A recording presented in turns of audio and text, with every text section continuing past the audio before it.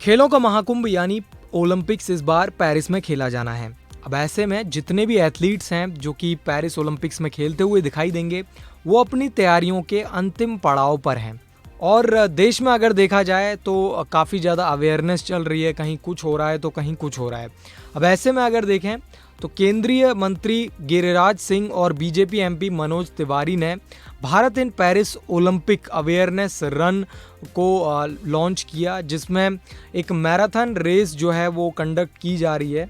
और इस marathon race का जो मेन एम है वो यही है कि पेरेंट्स को मोटिवेट करना गेम्स के प्रति, प्लस एथलीट्स को मोटिवेट करना कि भारत जो है 140 करोड़ जो जनता है वो इस बार पेरिस में खेलने वाले सभी एथलीट्स के साथ है।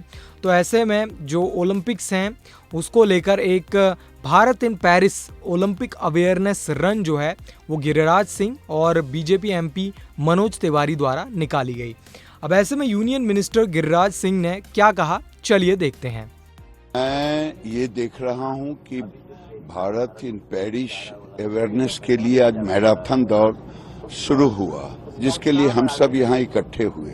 लेकिन इसके पीछे आप देखो कि दुनिया कहाँ जा रहा है। अब ई गेम्स में भारत दुनिया के तीसरे नंबर पर है। और आज हम बच्चे जब घर में गेम खेलते तो मैं ये नहीं कहूँगा कि अभिभावक को कहूँगा कि बच्चे को ई गेम्स खेलने की छूट भी दो और पढ़ने की कला भी दो।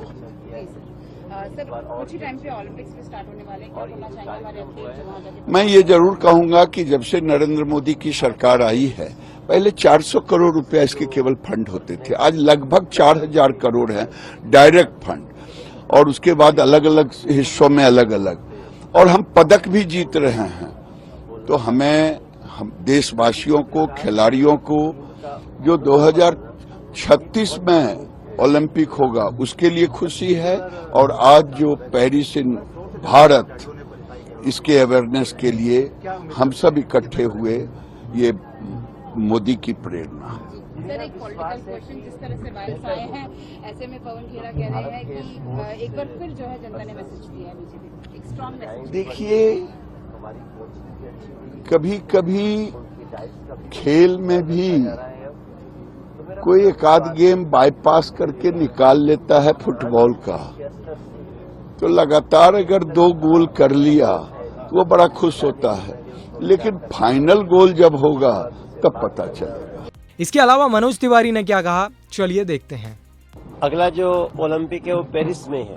भारत की टीम से भारत को बहुत उम्मीदें हैं और इसलिए लोग दुआएं कर रहे हैं, लेकिन ये एक बड़ा इवेंट है मैराथन का।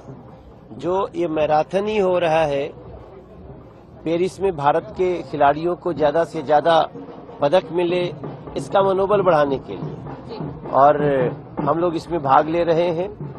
मेरा पूरा विश्वास है कि इस बार ये जो दिल मांगे मोर, तो और ज्यादा पदक निकल के आएंगे और हम लोग अभी से उनको चीयर कर रहे हैं।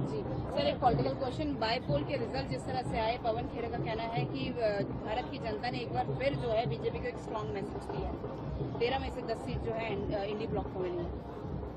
अभी मैंने पूरा ध्यान से नहीं देखा है, बाकी जो भी हो वो जीते हैं तो उनको बधाई, लेकिन आगे कम से कम अब तो ईवीएम पे नहीं कूदना चाहिए उनको। अब तो उनको लोकतंत्र में विश्वास रखना चाहिए। अब तो कम से कम जो जीता है उसका कदर करना चाहिए। तो हम तो अगर वो जीत के आए होंगे जो भी ये, हालांकि वो इंडिया ब्लॉक कुछ है नहीं। अब पश्चिम बंगाल में कोई ममता बनर्जी और कांग्रेस एक साथ थोड़ी लड़ रहे थे, वो अलग अलग लड़ रहे थे। तो लेकिन फिर भी जो जीता है उसको बधाई, और जो जीते हो उनको लोकतांत्रिक तरीके से देखिए। आप जीतो तो लोकतंत्र, और दूसरा जीते तो लोकतंत्र खत्म। ये नियत को जरा बदलिए। सर, बद्रीनाथ की सीट को लेके में जो है क्वेश्चन कर रहे हैं, वो कह रहे हैं पहले अयोध्या, अब बद्रीनाथ आप लोग खा रहे हैं बीजेपी। बेसिकली वो क्वेश्चन कर रहे हैं बीजेपी की आस्था को। यही तो लोकतंत्र है, यही डेमोक्रेसी, यही खूबसूरती है। जो जीते वो लोकतंत्र का सम्मान करे, और जो नहीं जीत पाया वो अपनी पराजय की समीक्षा करे।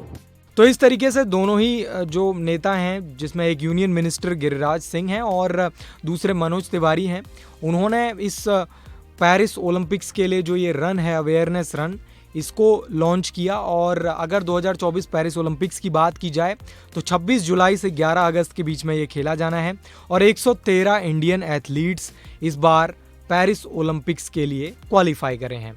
अब देखना होगा किस तरीके से पेरिस ओलंपिक्स में इंडियन जो एथलीट्स हैं उनका कैंपेन जाता है। स्पोर्ट्स से जुड़ी तमाम खबरों के लिए वन इंडिया हिंदी के साथ बने रहें।